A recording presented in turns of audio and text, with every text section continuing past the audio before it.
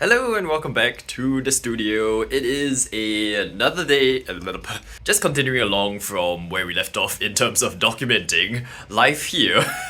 I've just finished filming my kind of season 2 opener of from the studio, so that explains this. The light has been moved back. This is also, I guess, the first time you are getting a glimpse at the slight renovations, let's say, I've done to the studio. It's not much, to be honest, but it is still something. I will be sharing it in full when it is done properly, but just a summary of what we've done.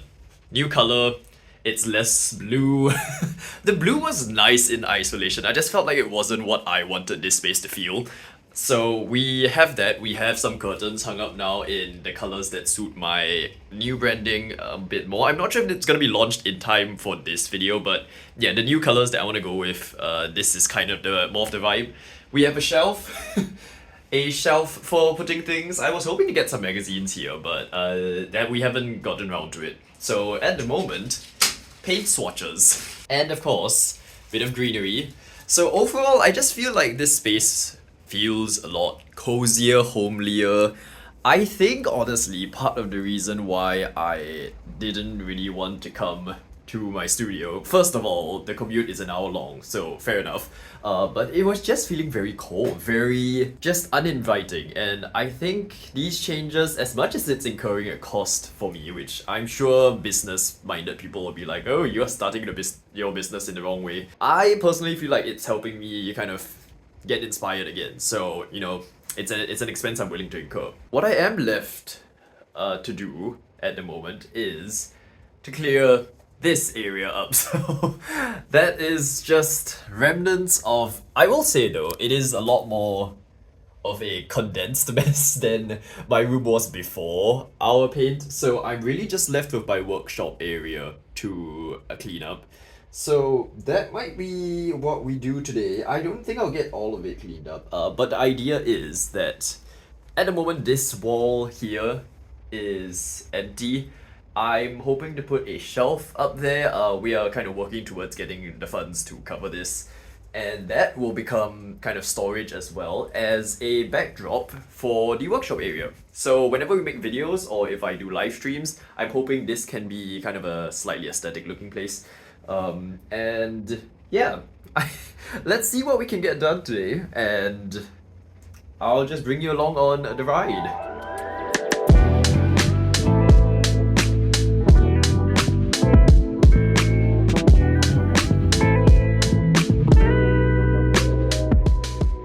Okay, here we go. That is at least the surface of this area done.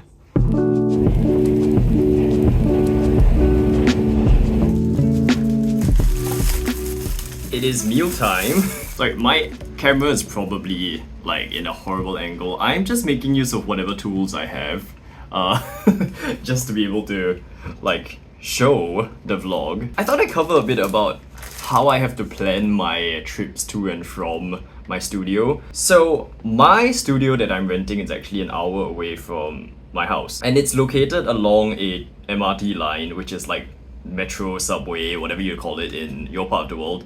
It's located along a line that gets very congested during rush hour, essentially. That means I have to time my trips based on the off-peak hours, because I tend to have to carry things to and from my house, and I am not squeezing with people when I'm already having to lug either a gigantic backpack or extra bags along with me. So I tend to have to come to my studio either after 10, and when it comes to leaving my studio, I tend to have to leave either before 4 or after 8. So that tends to kind of structure my meal times, essentially.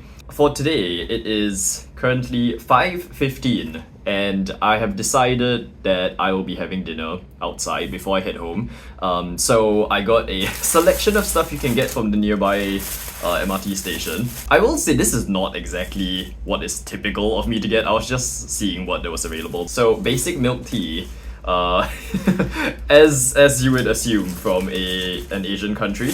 We also have sushi. I got a few different types. I was trying to look for the affordable ones, but I guess I've overspent, but it's fine. And this is a I actually don't know how to explain this if you're not from Singapore. Like, okay, the name is this, and they serve things like curry puff and basically lots of fried things. And the reason why I bought this, I wasn't planning to, was that they reintroduced this, what they call the chicken mushroom which is a curry puff, but instead of a curry filling, they put like a chicken pie filling. It is my favorite thing, and they discontinued it for pretty much a year, and it's now back on the menu, so how can I say no, right? And a chicken wing as well, because why not? So yeah, I guess that's gonna be my dinner. I'm not gonna film myself eating because that is not what we want to see. Maybe you do want to see, but I'm not gonna film it, I'm sorry. In terms of the cleaning up, I think you can see a little bit over here. I've done the surface top, so the boxes as well, you can see over here, I guess, we've tidied up a little bit. I'm saving some of the moving for when we get the shelf installed, and that might be a few weeks out from now. January has been very busy in terms of traveling, so I've been traveling with different groups of people, friends and family, mainly because it is also approaching Lunar New Year, so a lot of it is actually relating to that. But it does mean the amount of time I have here at the studio for the next few weeks is limited. I think really I'm gonna have to do small bits in the studio until about mid-February.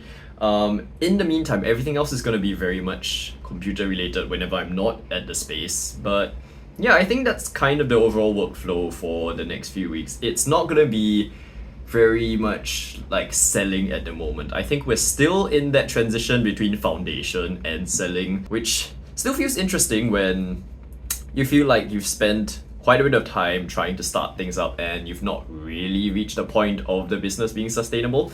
But I guess we can't really force things to happen, and sometimes things just take longer than you intend to, and we can be okay with that and just make sure that we kind of balance things out in other areas to make sure that we are surviving. So yeah, other than that sudden philosophical moment, let's enjoy our food and then we will pick back up on the vlog. Okay, food has been eaten, mostly. I'm leaving some of it for like supper-ish.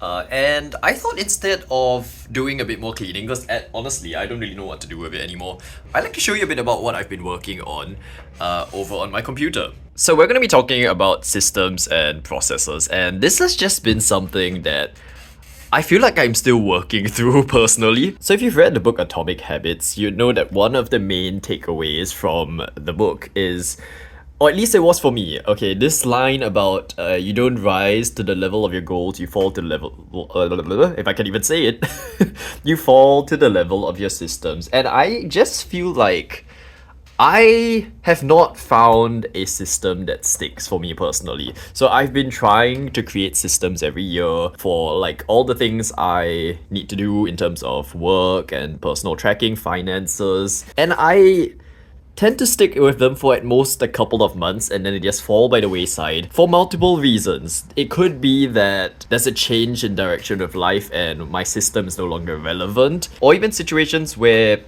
I just feel like my system doesn't allow me to effectively keep track of what I'm working on. So this, so far, is my system for the year.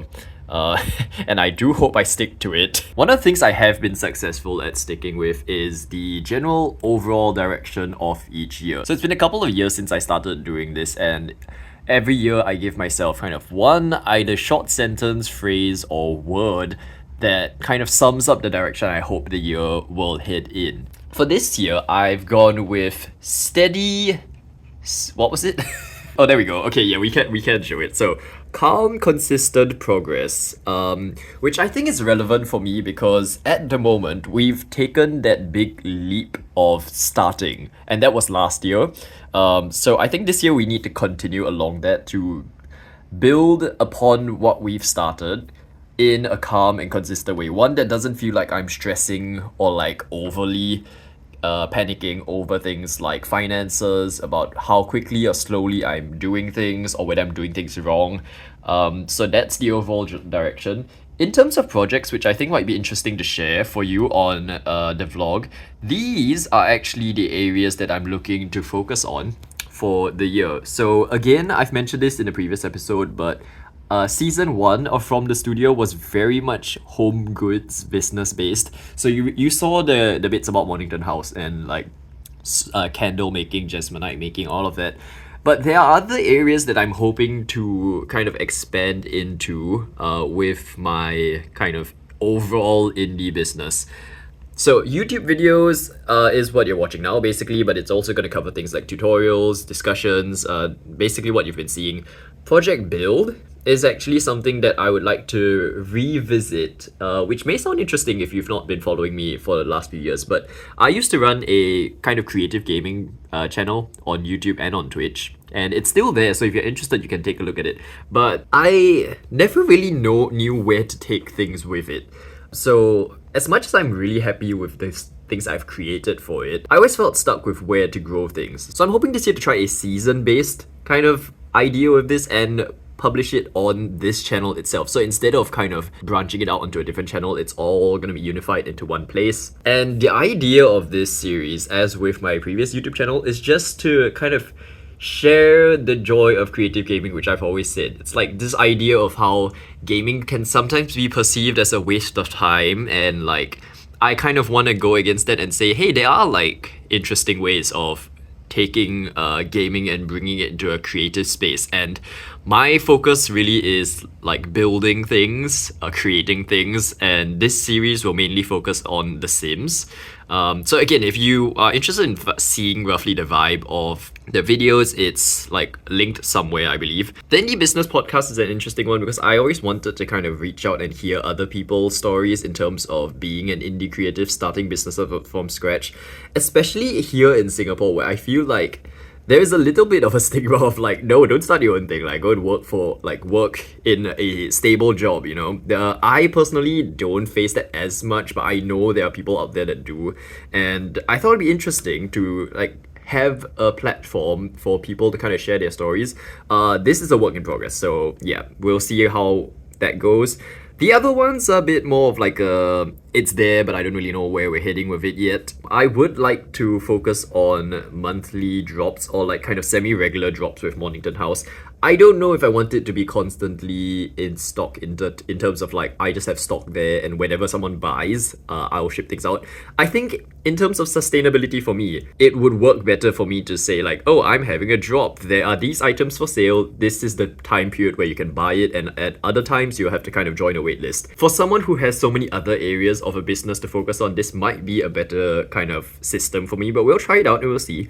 Live streams, this can go from kind of showing my candle making process all the way up to my creative gaming stuff. And I used to do a lot of streaming with my creative gaming stuff as well. So one of the things that I found was that I felt it to be quite draining to do consistently over time. I was doing a couple of streams a week, and even then, sometimes you feel like, oh, I'm not streaming enough because other people are streaming 5 days a week, 6 days a week. So this year really is the calm and consistent progress thing. It's revisiting it, trying to find a better kind of balance for how to continue to incorporate it into my creative journey. And then stuff like social media as well. Like, I've fallen off it, honestly. I need to figure out how to kind of start posting on them again.